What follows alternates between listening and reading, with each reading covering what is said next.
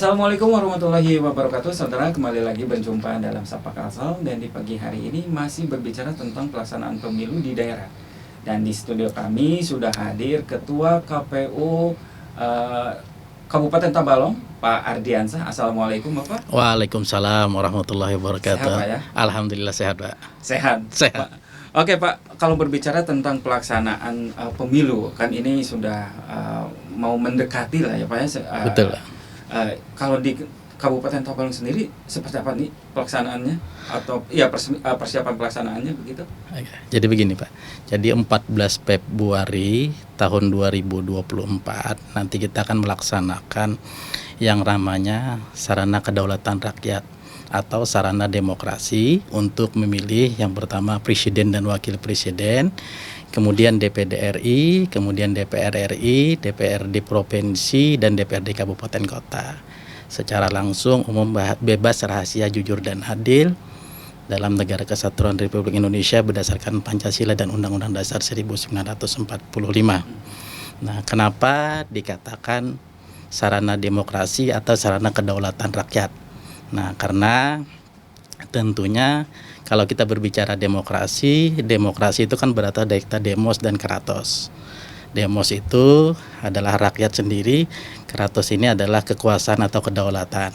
Nah, jadi pada prinsipnya nanti 14 Februari tahun 2024 kita akan melaksanakan yang namanya pesta demokrasi sebagai sarana kedaulatan rakyat. Karena salah satu ciri sarana kedaulatan rakyat itu adalah melibatkan masyarakat dalam mengambil sebuah keputusan yang dapat mempengaruhi hajat hidupnya baik secara langsung dan tidak langsung. Dan ini diterapkan demokrasi di Indonesia yaitu melalui pemilu itu sendiri. Dan ciri khas pemilu demokrasi yang ada di Indonesia tentunya adalah demokrasi Pancasila yang yang menjadi rujukan itu adalah sila keempat, yaitu kerakyatan yang dipimpin oleh hikmat kebijaksanaan dalam permusyawaratan perwakilan. Ada di situ kata perwakilan. Nah, sehingga ada klasifikasi. Yang pertama, perwakilan itu adalah memilih presiden dan wakil presidennya. Ini kan diwakilkan nih. Kemudian ada DPD-nya. Ini klasifikasinya. Kemudian ada DPRD provinsi, DPR RI-nya, kemudian ada DPRD provinsinya dan DPRD kabupaten kotanya.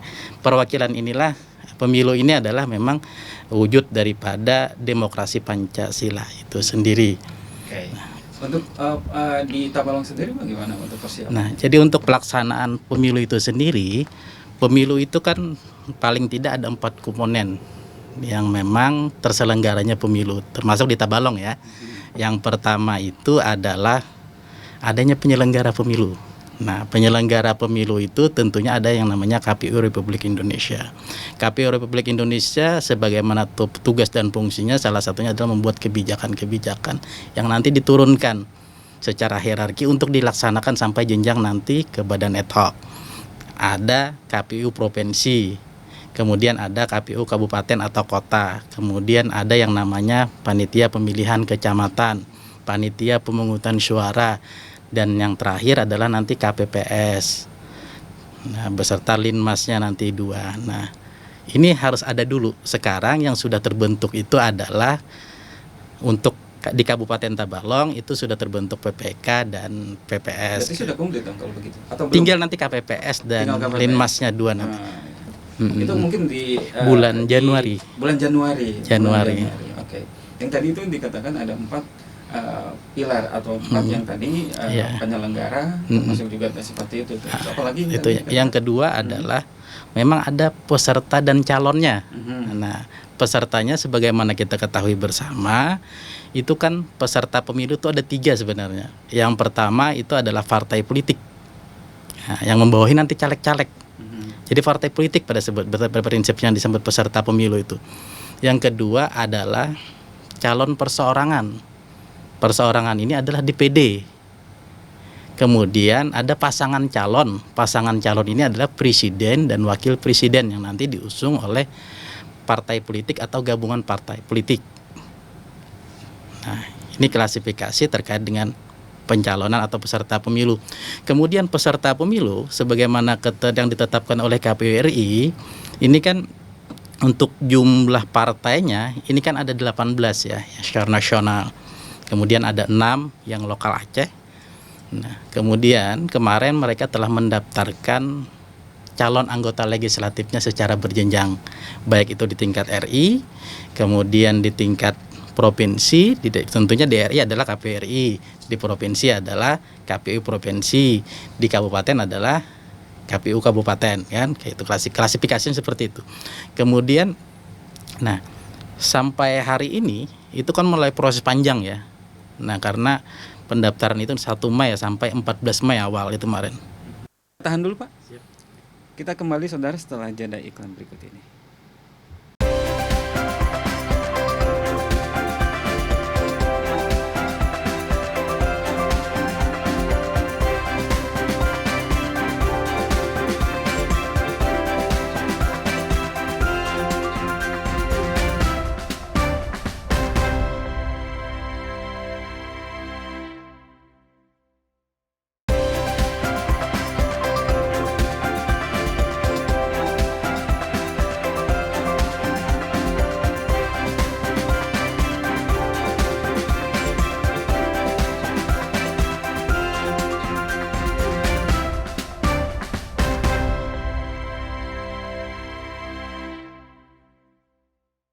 Terima kasih saudara, masih di Sapa Kalsel dan kita kembali lagi melanjutkan perbincangan di pagi hari ini bersama Ketua KPU Kabupaten Tabalong, Pak Ardiansyah. Pak Ardiansyah tadi disinggung bahwa pemilih itu memiliki persyaratan yang akhirnya dia bisa dikatakan sebagai pemilih untuk menjatuhkan pilihannya atau mencoblos begitu, seperti itu. Itu bagaimana bisa dikatakan demikian? Jadi yang pertama syarat pemilih tadi saya ulangi adalah berumur 17 tahun, kemudian memiliki KTP elektronik dan atau telah pernah menikah. Nah, ini 3 klasifikasi ini menjadi syarat ketentuan memilih.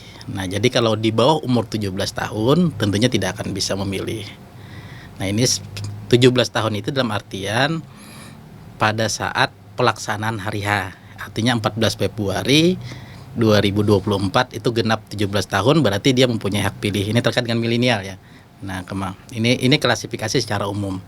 Kemudian mekanismenya yang diatur oleh ketentuan PKPU dan aturan perundang-undangan yang terkait dengan penataan data pemilih ini, yang pertama ini kan data ini bersumber dari pemerintah pusat ya. Nah, yaitu berupa DP4 yang kemarin itu dimutakhirkan dengan dicoklit.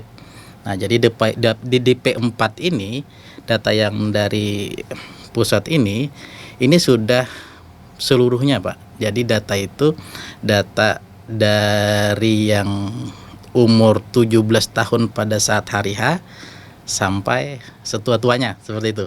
Nah, ini datanya yang diberikan. Jadi 14 Februari sampai Februari 17 tahun sampai dengan hari H-nya. Sampai dengan setua-tuanya. Nah, jadi tentunya pada saat proses coklit ada yang sudah memiliki KTP elektronik, ada juga yang belum. Nah, yang belum ini jadi PR untuk kita. Nah, untuk kita lakukan sosialisasi agar melakukan perekaman. Nah, karena kalau dia tidak melakukan perekaman, maka dia tidak berhak memilih. Nah, jadi pada kesempatan hari ini Ulun juga izin menghimbau kepada masyarakat Tabalong ya, agar segeranya lah terutama yang berumur 17 tahun pada saat hari H bisa langsung datang nanti ke kecamatan atau di Sdukcapil untuk melakukan perekaman KTP. Dan itu insya Allah difasilitasi. Nah, oleh di Sdukcapil. Itu yang pertama kan untuk klasifikasi. Yang kedua tentunya itu dimutakhirkan kemudian melalui proses. Nah, proses DPS kemarin dijadikan sampai tanggal 21 mulai dari DPS, kemudian sampai dengan DPT. Kemarin 20 Juni tahun 2023 itu telah dilakukan pleno di Kabupaten Tabalong terkait dengan DPT. Tentunya, nah ini kan sudah terdaftar ya, terdaftar di dalam DPT. Nah, akan tetapi untuk menjamin hak pemilih bukan cukup sampai di situ saja. Setelah penetapan di CT tentunya sudah terdaftar di TPS masing-masing pemilih ini. Nah, sesuai dengan alamat wilayah, alamat KTP-nya. Kemudian tentunya yang namanya manusia ini kan ada mobile ya, mobilisasi, bukan mobilisasi, ada pergerakannya dinamis ya, karena misalnya ada pekerjaan dan sebagainya, sehingga ini memungkinkan pada saat hari H itu tidak bisa menggunakan hak pilihnya. Nah, tidak menggunakan hak pilihnya. Nah, sehingga KPU membuat kebijakan yang namanya ada pemilih pindahan, boleh melakukan pemilihan pindahan, atau istilahnya DPTB. Nah, DPTB ini tentunya ada syarat-syaratnya. Nah, jadi kalau misalnya pada saat Bapak misalnya sedang bekerja misalnya di luar daerah, sehingga pada hari H pelaksanaan tidak memungkinkan untuk melakukan pencoblosan kembali ke daerah asal atau DPT terdaftar, nah maka ini bisa melakukan permohonan pindahan pemindah memilih, atau istilah kami itu DPTB. Nah, caranya jadi ada klasifikasinya, izin saya buka. Nah, yang pertama itu ada yang 30 hari, dalam ketentuan undang-undang kan 30 hari menjelang pemilihan. Berarti kalau 30 hari itu 15 Januari ya batasnya. Itu yang tahap pertama. Yang kedua ada lagi pasca itu putusan mahkamah karena JR. Nah, ke Mahkamah Konstitusi ada lagi putusan Mahkamah Konstitusi itu 7 hari sebelum pemungutan suara. Jadi ada 2 klasifikasi terkait dengan DPTB ini. Ada yang 30 hari, 15 Januari berakhirnya, kemudian ada yang di di tanggal 7 ya, 7 Februari. Nah, 7 Februari. Jadi klasifikasi yang 30 hari yang pertama itu karena ada alasan, yaitu perjalanan tugas di tempat lain pada saat pemungutan hari H. Nah, ini bisa mengurus DPTB. Kemudian nanti kan ada juga data pendukungnya ya, surat tugas misalnya. Kemudian menjalani rawat inap. Nah, karena sakit misalnya, nah begitu juga dengan keluarga yang mendampingi. Nah, ini bisa mengurus pindahan. Kemudian penyandang disabilitas yang menjalani perawatan di panti sosial dan panti rehab misalnya, ini juga bisa. Kemudian menjalani rehabilitas narkoba misalnya. Nah, ini juga bisa melakukan pindahan. Kemudian menjadi tahanan di rumah tahanan atau lembaga permasyarakatan, atau terpidana yang sedang menjalani hukuman penjara atau kurungan. Nah, ini juga bisa melakukan pindahan. Kemudian yang keenam adalah tugas belajar atau menempuh pendidikan menengah atau tinggi. Nah, misalnya ada di luar daerah kan dimungkinkan balik misalnya, ini bisa. Kemudian pindah domisili. Nah, pindah domisili ini juga bisa dilakukan pemindahan. Nah, kemudian tertimpa bencana alam, karena misalnya ada bencana alam, nah sehingga harus diungsikan misalnya. Nah, sehingga ini bisa memudahkan pindahan. Kemudian bekerja di luar domisili, karena bekerja urusan pekerjaan sehingga tidak bisa balik. Nah, ini bisa juga diurus untuk melakukan pemindahan. Kemudian itu yang 30 hari ya, maksimal 30 hari. Kemudian ada yang pasca putusan Mahkamah Konstitusi tadi. Nah, ini ada 4. Yang pertama itu pemilih yang sakit atau rawat inap. Yang kedua pemilih yang tertimpa bencana alam. Nah, bencana alam. Kemudian pemilih yang menjadi tahanan, dan pemilih yang menjalankan tugas saat pemungutan suara. Nah, klasifikasi inilah yang bisa digunakan oleh pemilih karena berhalangan pada saat hari H tidak bisa menggunakan suara di TPS-nya atau daerah asalnya, ini bisa melakukan pindahan. Mekanismenya bagaimana? Mekanismenya yang pertama ini adalah melapor. Yang pertama cek dulu DPT online. Pastikan dulu terdaftar di DPT ya. Nah, cek di DPT online. Kemudian pengajuannya itu ada dua mekanisme. Yang pertama itu bisa di TPS kita terdaftar. Misalnya saya terdaftar misalnya di Jawa misalnya ya, daerah Jawa. Kan karena saya bekerja di Kalimantan misalnya. Nah, saya kan tidak bisa misalnya ke Jawa. Nah, itu mekanisme itu kan tidak dilakukan. Mekanisme kedua adalah ke tempat tujuan. Nah, misalnya karena di Tabalong misalnya. Nah, maka bisa misalnya mengurus itu permohonan pindahan itu pertama itu bisa melalui PPS di Tabalong, kemudian bisa melalui PPK, atau datang ke kantor KPU Kabupaten Tabalong dengan membawa tadi berupa KTP dan kartu keluarga beserta alasan melakukan pindahan. Nanti kita letakkan di mana kira-kira kami susun. Alasan itu harus bentuk tertulis atau lisan? Tertulis dokumen, misalnya karena perusahaan misalnya, nah itu perusahaan. Kemudian kalau bencana alam itu bisa misalnya karena rilis misalnya media, ada bencana alam di daerah sini. Nah, itu cukup bisa dengan screenshot saja. Yang penting ada dokumen-dokumen lah yang disampaikan. Nah, untuk menjadikan menerbitkan A5 atau pindah memilih ini. Nah, agar ini fungsinya apa? Agar tertib, memberikan kepastian hukum, tidak semua orang misalnya mau pindah seperti itu. Oh, jadi emang harus ada syaratnya ya. Ada syaratnya, memenuhi syarat tersebut. Sehingga dia bisa mendapatkan haknya. Haknya gitu. betul. Oke, tahan dulu Pak. Kita kembali saudara setelah jeda iklan berikut ini.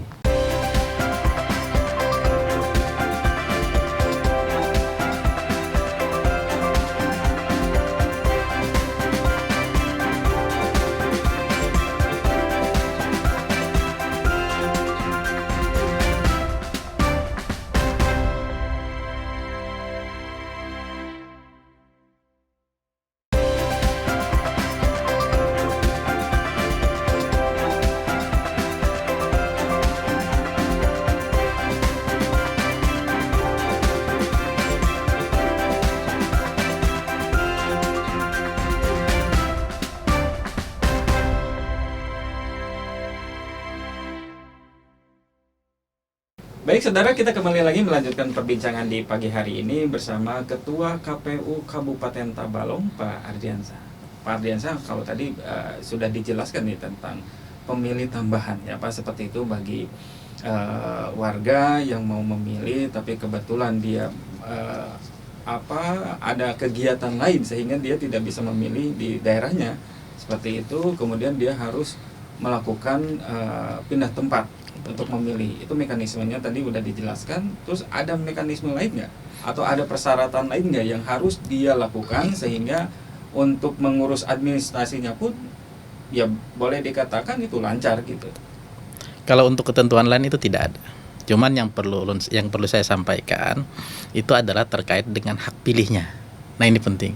Karena seperti saya sampaikan di awal tadi, demokrasi kita ini kan demokrasi Pancasila. Terutama sila keempat tadi kan, kerakyatan yang dipimpin oleh hikmat kebijaksanaan dalam permusyawaratan perwakilan. Jadi ada perwakilan. Sehingga KPU itu membagi klasifikasinya itu berdasarkan daerah pemilihan. Nah, karena diwakilkan tadi kan daerah pemilihan. Nah, daerah pemilihannya ini itu tentunya kan ada klasifikasinya adalah presiden dan wakil presiden. Wakil presiden dan wakil presiden ini seluruh masyarakat Indonesia yang memenuhi syarat sebagai pemilih pasti akan mendapatkan baik surat suara baik itu yang di dalam negeri maupun di luar negeri. Kemudian ada yang namanya DPD. Nah, DPD ini kan hanya 4 kursi di tiap provinsi. Tiap 4 kursi di tiap provinsi, dan daerah pemilihannya adalah sewilayah. Kalau kita Kalsel ya sewilayah Kalsel. Nah, jadi yang berKTP Kalimantan Selatan itu berhak untuk memilih DPD. Kemudian ada yang namanya DPRD provinsi. Nah, untuk DPRD provinsi tentunya dapil di Tabalong ini kan ada dapil 5 ya. Dapil 5 yaitu meliputi wilayah Tabalong, kemudian ada Balangan, ada HSU atau Amuntai. Nah, ini ada 9 kursi. Jadi selama masyarakat pemilih ini yang memenuhi syarat memiliki KTP elektroniknya berKTP 3 kabupaten ini, maka dia berhak untuk memilih wakilnya untuk DPRD provinsi. Kemudian ada yang namanya DPRD kabupaten kota. Untuk Tabalong sendiri itu ada 4 daerah pemilihan. Yang pertama itu Dapil 1 Kecamatan Tanjung dan Tanta, itu 7 kursi. Nah, Muara Harus dapil 2-nya, kemudian ada Kelua, ada Banua Lawas, Pugaan, itu juga 7 kursi. Kemudian ada daerah pemilihan 3-nya yaitu meliputi Bintang Ara, Haruai, Kecamatan Muara Uya, Jaru dan Upau, itu 9 kursi. Kemudian yang terakhir adalah Kecamatan Murumpudak. Nah, sendiri 1 kecamatan saja itu juga 7 kursi. Nah, sehingga total kursi yang diperebutkan di Kabupaten Tabalong jumlahnya 30. Sehingga klasifikasinya berdasarkan KTP juga. Misalnya kalau KTP-nya itu tinggalnya di Murumpudak, tapi KTP-nya misalnya di Jaro, maka dia tidak akan berhak untuk memilih perwakilan DPRD kabupaten kotanya. Nah, sehingga terkait dengan pindah memilih tadi, nah ini dilihat berdasarkan alamat KTP-nya. Kalau misalnya kita contoh ya, kan di Tabalong tuh banyak perusahaan-perusahaan ya. Nah, rata-rata memang berdomisili di luar daerah. Dan ada juga memang wilayah kabupaten-kabupaten lain, tapi rata-rata di luar daerah.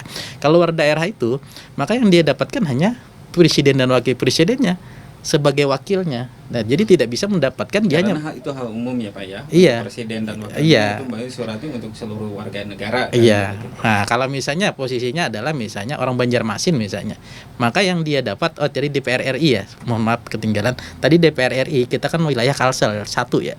Nah, meliputi Barito Kuala, Kabupaten Banjar, Tapin, HSS, HST, HSU, Balangan, dan Tanjung. Nah, ini sama juga porsinya. Nah, ini kan Itu dapil berapa Pak? DPR RI dapil 1. Dapil 1. 6 kursi yang untuk DPR RI-nya. Hak memilih ketika dia tidak memilih di tempatnya sendiri. Betul, Pak. Jadi ada kertas suara yang berkurang Yang tidak digunakan. Yang tidak digunakan. Yang tadi itu karena berdasarkan pada daerah asalnya seperti itu. Betul. Ya, daerah asal. Oke. Untuk partisipasi politiknya Pak, untuk partisipasi politiknya kalau misalkan yang sekarang dibaca di Tabalong seperti apa? Kalau partisipasi politiknya karena memang peserta pemilu ini kan banyak ya. Nah, terutama ini adalah DPRD kabupaten kotanya. Kalau di Tabalong itu kemarin DCS itu 324 caleg di 4 dapil. Nah, belum lagi daerah pemilihan provinsinya, RI-nya, misalnya DPD-nya. Tentunya kan banyak peserta ya. Tentunya mereka berantusias kan untuk melakukan nanti pada saat masa kampanye untuk mensosialisasikan diri untuk mengajak masyarakat untuk memilih. Dan kalau kita berkaca pada tahun 2019 partisipasinya tinggi, Pak. Jadi karena tadi saya sampaikan dari awal tadi beda-beda hak pindah tadi. Nah, sehingga klasifikasi hasil partisipasinya pun berbeda. Nah, yang paling tinggi kemarin itu adalah presiden. Nah, itu hampir 83%. Kemudian DPRD provinsi kabupatennya itu di angka 81 hampir 82%. Berarti tinggi juga ya Pak ya di sana ya Pak ya? Untuk 2019 kalau kita ngacu. Seperti itu. Berarti kan ada minimal yang berarti kan harus punya standar nih gitu ya seperti itu untuk meningkatkan partisipasi politik yang di Tabalong seperti itu. Ada 30 second Pak untuk terakhir nih bisa closing statement, silakan lihat ke kamera untuk menyampaikan. Ya, terima kasih hai teman pemilih. Yang pertama saya ingin sampaikan, mari kita sama-sama cek data masing-masing dengan mencek di DPT online, KPU Go ID. Kemudian jika pada saat hari H pemilih tidak bisa menggunakan hak pilihnya di tempat asalnya, segera laporkan ke KPU Kabupaten Tabalong atau ke PPK atau ke PPS untuk melakukan pindah memilih di wilayah Tabalong. Kemudian saya juga mengajak kepada seluruh teman-teman pemilih, mari kita hari Rabu 14 Februari tahun 2024 berbondong-bondong menyampaikan hak pilih kita sebagai pemilih dengan mendatangi TPS di wilayah masing-masing. Demikian saudara perbincangan di pagi hari ini, kita akan kembali di episode berikutnya. Sampai jumpa.